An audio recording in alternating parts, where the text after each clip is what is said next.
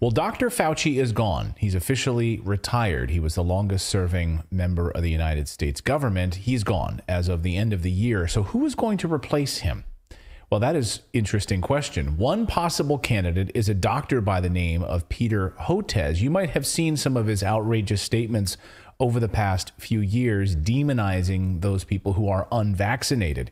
He's been knee-deep in the biopharmaceutical complex for years. His name has surfaced as a possible replacement for Dr. Fauci, although he's downplaying this. Nonetheless, the deep state works in mysterious ways. Dan Cohen has just done a deep dive, a two-part investigation into this controversial man, and Dan joins us on the show. Welcome back to the show, Dan. Good to see you. Good to see you, Clayton. So tell us about this guy. Who is Peter Hotez? Well, Clayton, Peter Hotez has been in the news media on pretty much a daily basis throughout the COVID era, whether he's demonizing the unvaccinated or advocating mass vaccination of untested pharmaceutical products. And he's portrayed as this kind of heroic figure who's embattled by this powerful anti-vax lobby. And so I wanted to see who really is Peter Hotez, who's behind him, what's he actually about, because, you know, he may be an even more powerful figure in the near future. So I did a deep dive into his background, into his history, examined his statements, and what I found is shocking. So let's watch the first part of my investigation into Peter Hotez. Throughout the COVID era, few, if any, personalities have appeared on television more than Dr. Peter Hotez. Dr. Hotez, welcome to the show. Dr. Hotez, thank you so much for taking the time. Dr. Hotez, welcome back to the NewsHour. He has forcefully advocated the most authoritarian and destructive measures, from lockdowns. We may have to go through that full lockdown. Intensify social distancing control. Social isolation, absolutely mandatory. Mask mandates. Too many people are defiant of masks. And most of all, to inject all of humanity with experimental pharmaceutical products. Vaccine mandates. Every kid over the age of 12, not only we're going to fully vaccinate the American people, but vaccinate the planet, vaccinate the entire world. You have to aggressively vaccinate. There's no real option here. Vaccinate the Southern Hemisphere. Vaccinate the African continent, South Asia, and Latin America. We're looking at up to 8-9 billion doses. Let's go vaccinate the African people. The security of the country depends on getting everybody vaccinated. Hotez has received countless honors and awards, from local restaurants to the American Medical Association and the city of Houston, where he now resides. Hereby proudly proclaim this day, November 25th, 2021, as Dr. Peter Hotez Day in the city of Houston. He is even nominated for a Nobel Peace Prize. As this investigation will reveal, Peter Hotez has spent decades cozying up to powerful interests in the pharmaceutical industry, billionaire foundations, and the U.S. government. He has treated the world as a laboratory, exploiting every opportunity to undermine regulation and test new drugs on unsuspecting populations, precisely the opposite of the image of public health servant that he projects.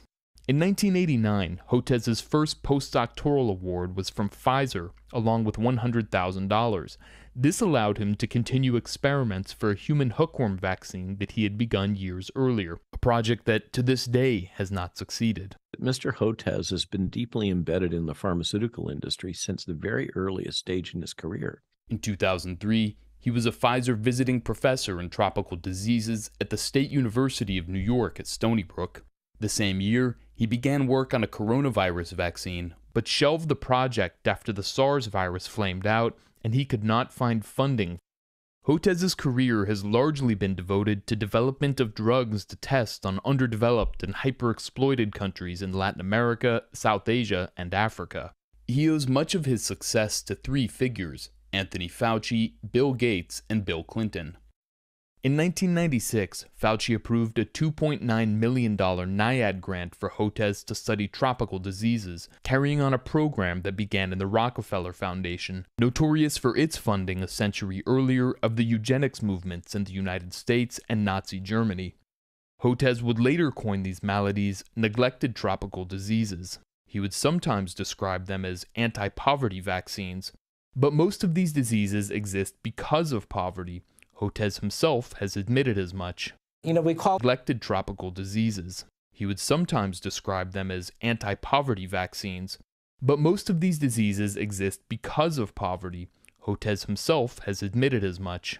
You know, we call them tropical diseases. It's a bit of a misnomer. They're diseases of poverty. Poverty is the overriding determinant. The CDC explains that several of the neglected tropical diseases can be controlled or even eliminated, and improving basic water, sanitation, and hygiene are highly effective strategies. If you really worry about neglected tropical diseases, then you're really worried about sanitation, because sanitation is the primary reason why we've had an increase in lifespan over the last 150 years. It's the number one reason. It's 90% of the answer. So antibiotics and all these other things have had no role. Vaccines compared to sanitation. Rather than address root causes, Hotez has spawned a neglected tropical disease industrial complex dependent on the perpetual poverty that he claims his pharmaceutical products combat.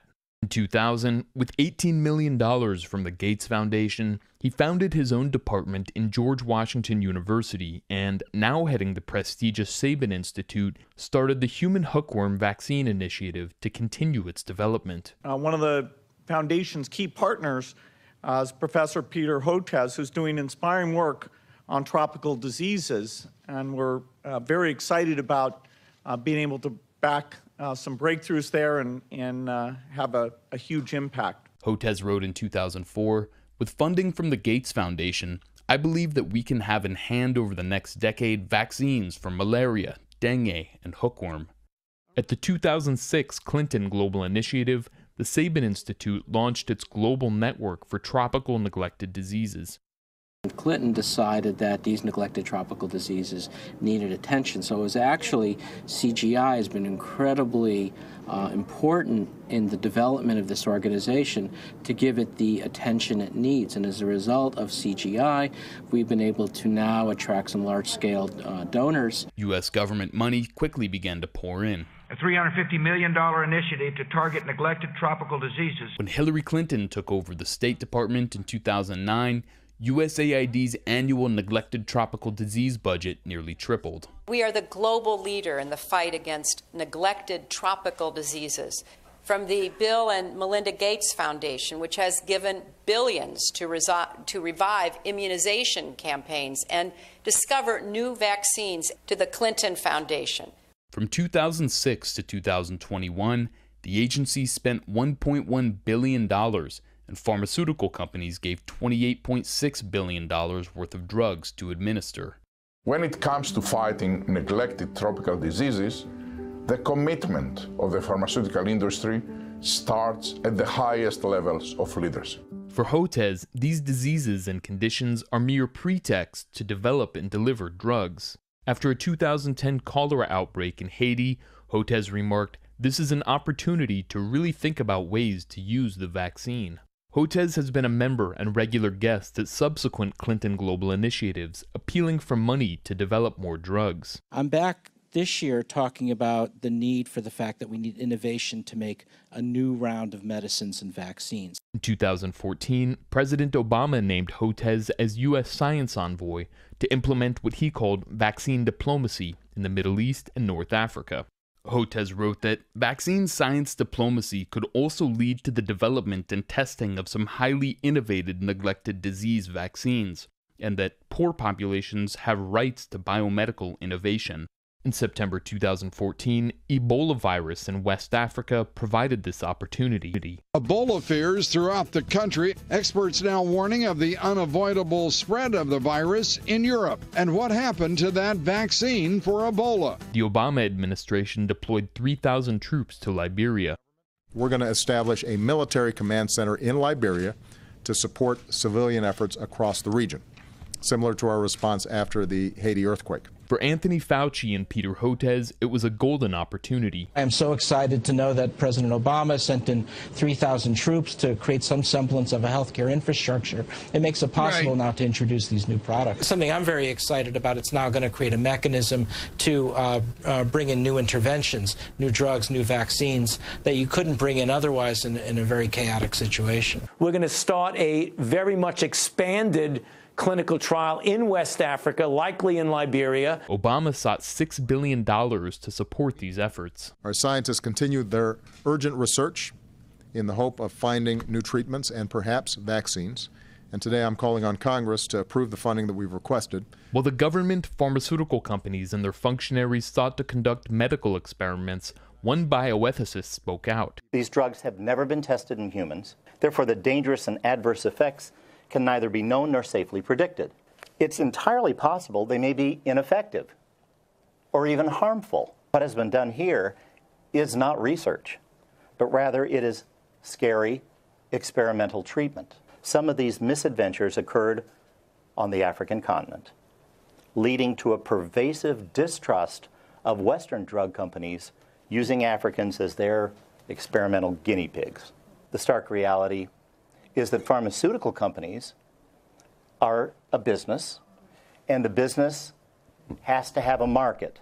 Though Ebola eventually subsided without any vaccines, Hotez and the Sabin Institute have continued developing them along with other products.